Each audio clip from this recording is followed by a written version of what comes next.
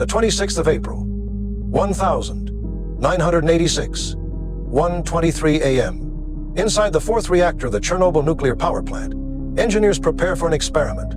They want to test if the turbine can keep generating electricity while the reactor is shut down. The test was meant to be carried out during the day, under supervision of senior staff, but it was postponed until night. That decision would prove fatal. At 1 hour, 23 minutes and 35 seconds, a series of violent explosions tore through the building. The reactor's roof, weighing over 1,000 tons, was blown into the air. Burning graphite and twisted metal scattered across the site. A deadly cloud of radioactive iodine, cesium, strontium, and uranium fragments poured into the atmosphere.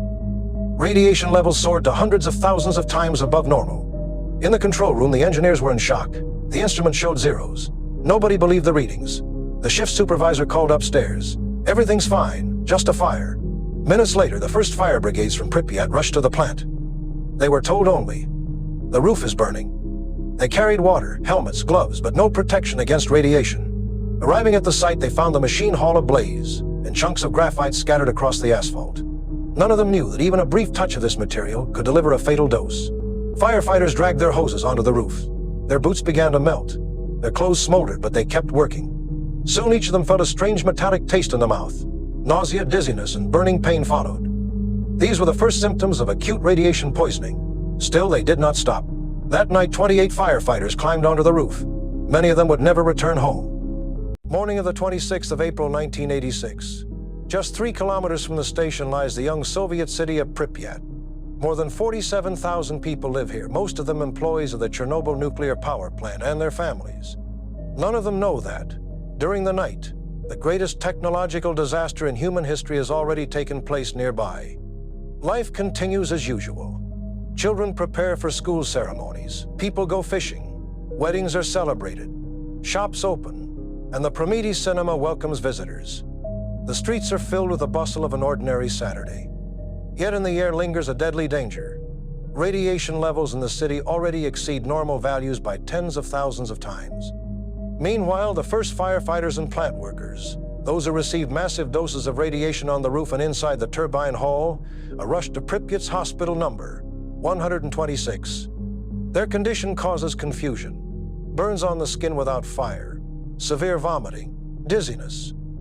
Doctors do not realize that these are not ordinary burns, but symptoms of acute radiation syndrome. The plant's management continues to insist. The situation is under control. The city authorities do not announce an evacuation. That very day, sports competitions are held in Pripyat. The amusement park is open, and people stroll calmly in the spring sunshine, completely unaware of the invisible danger. At the same time, the military begins installing radiation detectors around the plant. The readings immediately max out, 3.6 roentgens per hour, the limit of civilian dosimeters. In reality, the radiation near the reactor exceeds 1,000 roentgens per hour, a deadly dose. By evening, it becomes clear. The catastrophe cannot be concealed.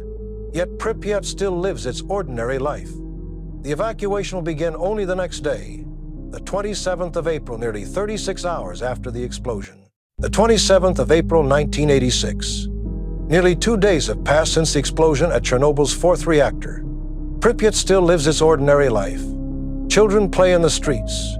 Families stroll in the park. Shops and cafes remain open. Yet more and more residents complain of strange symptoms, headaches, nausea, weakness, a metallic taste in the mouth, the first signs of radiation exposure. At the time, no one understood the cause. By morning, soldiers and police arrive in the city. Finally, the decision is made, the decision that should have been taken the day before: evacuation. Posters appear on street corners, and from loudspeakers comes a dry, official voice. Comrades, due to the accident at the Chernobyl nuclear power station, it is necessary to temporarily leave the city. Take your documents, some personal belongings, and warm clothing. You will be able to return in 3 days. People believe it. No one imagines they are leaving forever. Apartments are left unlocked. Many don't even take their keys. Pets remain in the homes. The city still carries the energy of a spring morning, but now it is filled with unease. By noon, convoys of buses arrive in Pripyat. More than 1,200 vehicles line the roads and squares. Women holding children, the elderly, Young workers, all with small bags and suitcases. Some hurry forward, others glance back at the windows of their homes. Many cry as they embrace their neighbors. The evacuation of nearly 50,000 people takes only a few hours. It becomes one of the largest and fastest operations in the history of the Soviet Union. But the most tragic part is this. The residents truly believe they will return in 3 days. None of them know they are leaving Pripyat forever. By evening, the city falls silent. A young city, once full of life and laughter, now frozen in time. Its streets empty, its windows still waiting for owners who will never come back. The 28th of April, 1986. Pripyat is already empty, but the battle against the disaster has only just begun.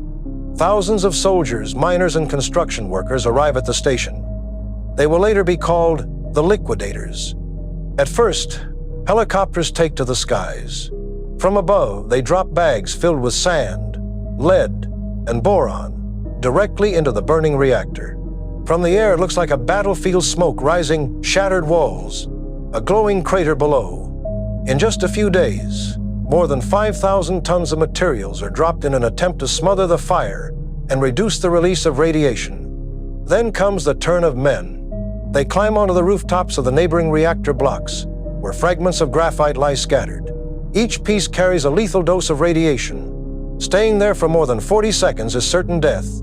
Soldiers, wearing lead aprons, sprint across the rooftops. With shovels, they hurl chunks of radioactive graphite down to the ground. It is the shortest and most terrifying task of their lives.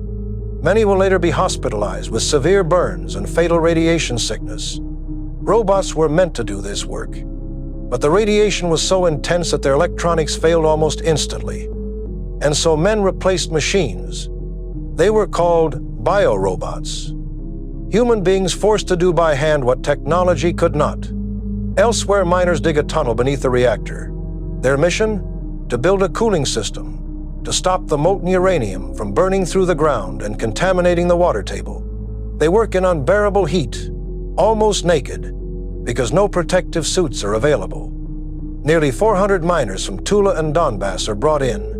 They complete the tunnel in record time. The average radiation dose for the liquidators in the zone is 250 rem. For many, it is a death sentence.